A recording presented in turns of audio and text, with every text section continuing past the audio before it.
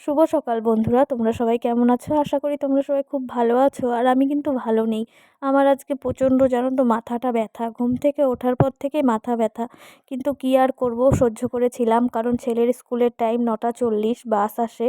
তো ওকে সকালবেলা উঠে তাড়াহুড়ো করে রেডি করে খাইয়ে দাইয়ে টিফিন দিয়ে স্কুলে পাঠিয়ে দিয়েছি। আর এখন আমার মাথাটা ব্যথার জন্য তোমাদের দাদা বললো, আসো তোমার মাথাতে একটু ভালো করে তেল দিয়ে দিই।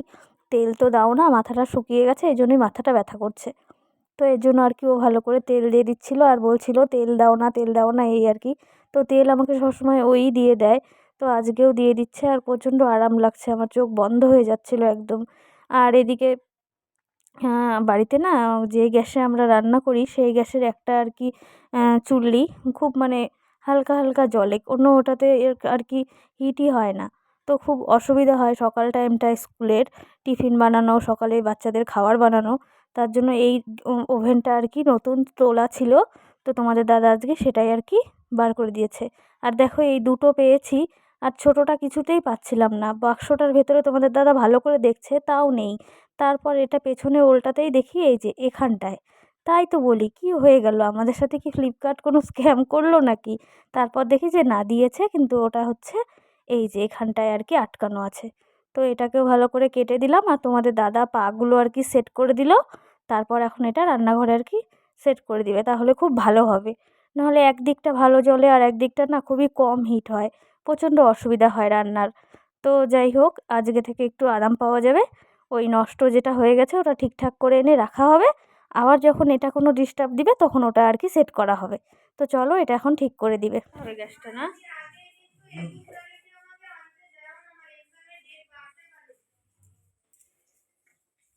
সুন্দর হইলো বলো? হ্যাঁ, তোমার মা বাইরে মম।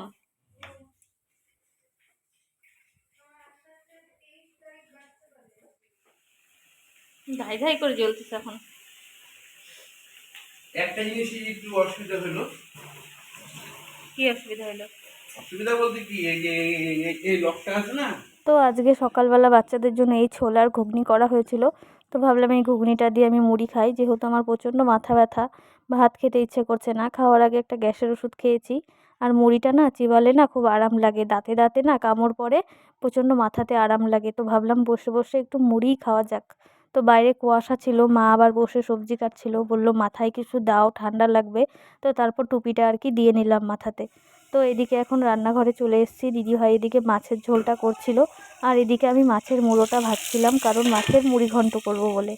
তো আর কি দিদিভাই এদিকে তরকারিটা বসিয়েছে, আর এদিকে আমি মুড়ি ঘন্টটা করছিলাম। গুড ইভিনিং বন্ধুরা। তো দুপুরবেলা রান্নাবান্নার পর তোমাদের সাথে আর দেখা হয়নি, কারণ আমার প্রচণ্ড শরীরটা খারাপ ছিল। তোমরা তো দেখলেই সকালবেলা প্রচুর মাথা ব্যথা করছিল। তো দুপুরবেলা খাওয়া দাওয়ার পরে আরও বেশি মাথা ব্যথাটা হয়েছিল, তারপর ঘুমিয়েছিলাম। আর এখন বাজে হচ্ছে 7টা। ছেলে পড়া ছিল 6টা থেকে, ছেলেকে পড়তে পাঠিয়েছি। তারপর চা খেলাম, মুড়ি খেলাম। আর বাবু বলেছিল যে একটু ম্যাগি ভাজা খাবে ডিম দিয়ে। তো বাবুকে ম্যাগিটা ভাজা করে দিয়ে আসলাম। আর এখন আমি খাবো হচ্ছে পাস্তা। দিদিভাই এখন বানাচ্ছে হচ্ছে পাস্তা, কারণ আমি পাস্তা ভালোবাসি, তার জন্য দিদিভাই পাস্তা বানিয়ে দিবে আমাদেরকে। আর বাবুকে হচ্ছে ম্যাগি বানিয়ে দিয়ে আসলাম, মানে বাবুকে আর তোজোকে।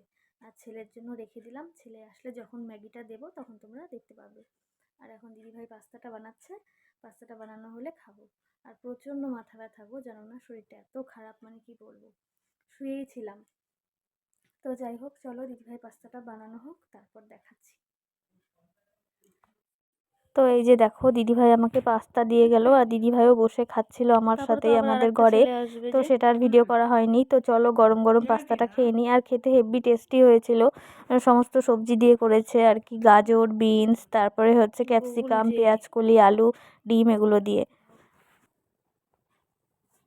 পাস্তা খেয়ে এখন আমি শুয়ে আছি। আর ছেলে গেছে পড়তে। তোমাদের দাদা ছেলেকে সঙ্গে করে নিয়ে আসবে। আর আমাকে ফোন করেছিল কি খাবো আমি। তো বললাম কিছু খাবো না, পাস্তা খেয়েছি।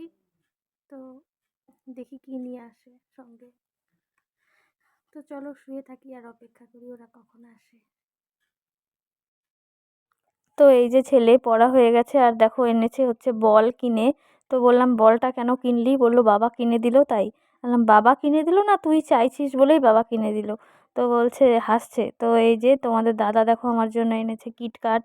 তো আমার না কিটক্যাটটা খেতে ভীষণ ভালো লাগে, তো আমার জন্য কিটক্যাট আর ওদের জন্য ডেইরি মিল্ক এনেছিল। আর ছেলে কিনেছে বল। তো এটাই বলছিলাম যে তুই কেন এখন বল কিনলি। এই করে মনে হয় 100টা বল ওর কেনা হয়ে গেল। একটা করে কেনে আর একটা করে হারায় জানো না।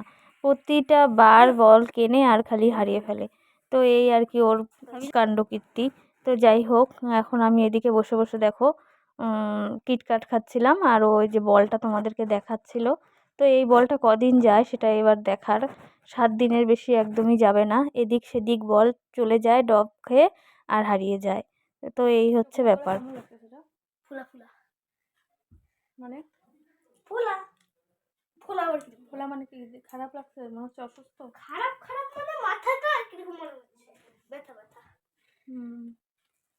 মাথা ব্যথা হলেই তো আমার এরকম হয় না।